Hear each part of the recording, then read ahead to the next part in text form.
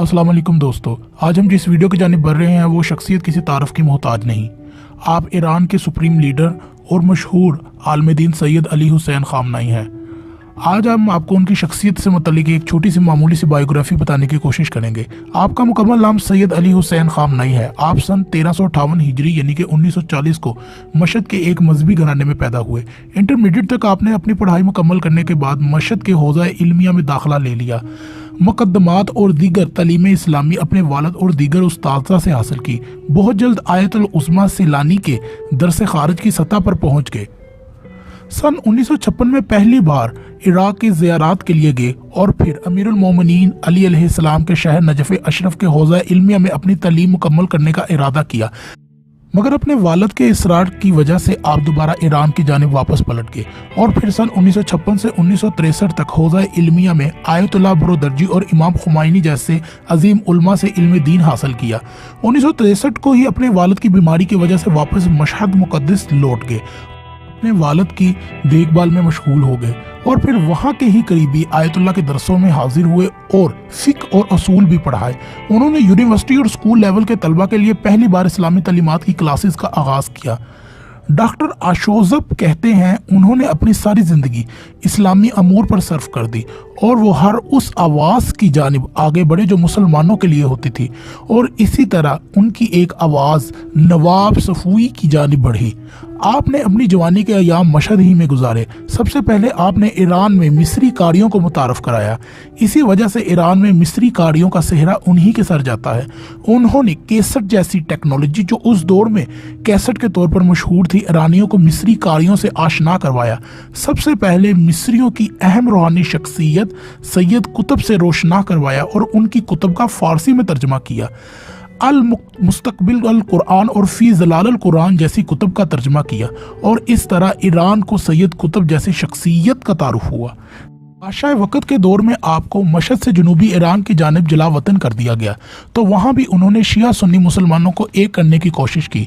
इमाम खुमैनी की तहरीक के आगाज़ के बाद मशरक़ी ईरान और खुरासान के सूबों में इनका शुमार खुमैनी तहरीक में होने लगा।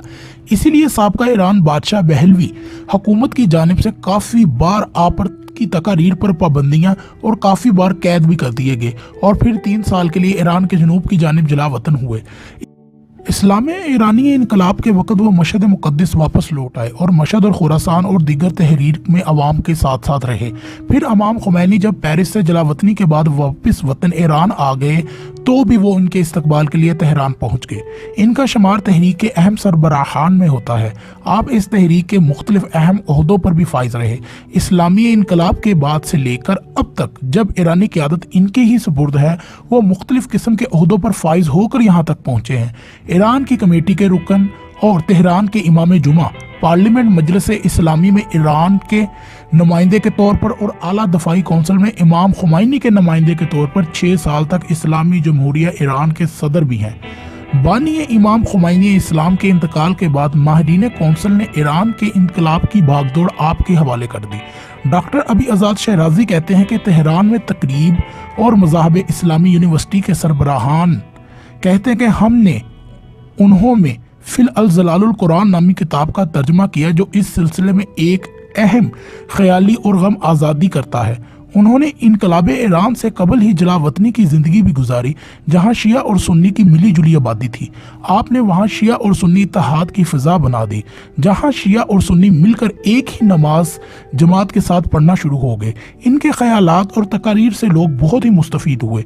उन्होंने इन हालात में कुछ ऐसा सीखा, फिर इस्लामी मज़ाहब की यूनिवर्सिटी की तश्कील का हुक्म दिया और इस यूनिवर्सिटी में अहम नुक्ता ये बताया कि इस्लाम का सबसे बड़ा मसला फ़िरक़ा वारियत है, लिहाजा हमें इस्लाम और कुरान की जानिब वापसी इख्तियार करनी चाहिए। कायद इमाम ख़ामनाई आज भी इमाम खुमैनी की शागिर्दगी पर फ़ख्र करते हैं। इनके शख्सियत से ही मुतासिर होकर ख़ामनाई साहब में इत्तेहाद उम्मत की फ़िज़ा जागी। विसाल की जलावतनी और शिया सुन्नी इत्तेहाद को एक बनाने की फ़िक्र में आज भी वो अपनी उस तहरीक पर कायम है।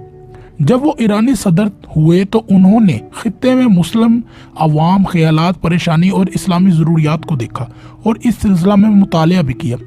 अब भी इनकी फ़िक्र और ज़िक्र अहम چیز شیعہ اور سنی اتحاد ہے۔ 1990 میں انہوں نے شیعہ اور سنی ایک کمیٹی تقریب اسلامی بین الاقوامی منعقد کی۔ ڈاکٹر آذر شب مصنف اور محقق کہتے ہیں جب وہ 3 سال اس علاقے کی جانب جلا وطن رہے تو انہوں نے ہفتہ وحدت کا اعلان کیا۔ ہر ہفتہ شیعہ اور سنی مسلمانوں سے گفتگو فرماتے۔ سب سے پہلے آپ نے 12 ربیع الاول اور 17 ربیع الاول مولا مصطفیٰ صلی اللہ علیہ وآلہ وسلم کی ولادت کو وحدت کا ہفتہ بنایا اور اعلان کیا کہ جو بھی پوری دنیا میں شیعہ اور سنی اتحاد کی پہچان بن گیا۔